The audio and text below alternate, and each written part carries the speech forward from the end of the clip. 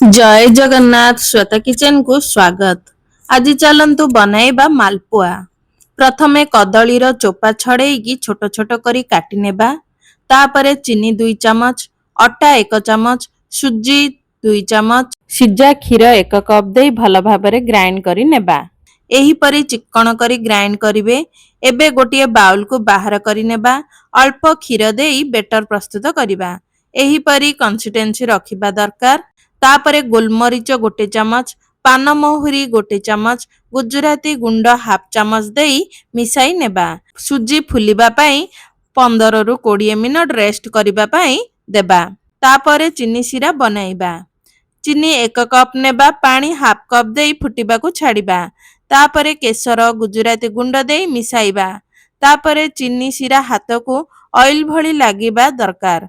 कौनसी तार बनैबार नाही। गैस को ऑफ करिवे। मालपुआ छाणिबा पई पैन रे तेल गरम करिबा लो मीडियम फ्लेम रे। तापरे बेटर को चामच रे नेकी सेंटर रे देबा। तापरे मालपुआ ऊपर को उठिबा परे अन्य गोटिए देबा।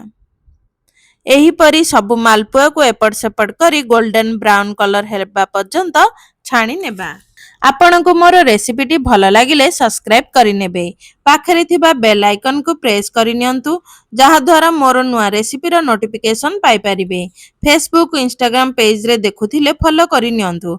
लाइक शेयर तो निश्चय करिवे। मालपुआ छाणिला परे चीनी सिरा को गरम करी मालपुआ को देबा। एपट सेपट करी चीनी सिरा भिजिबा पर्यंत रखिबा।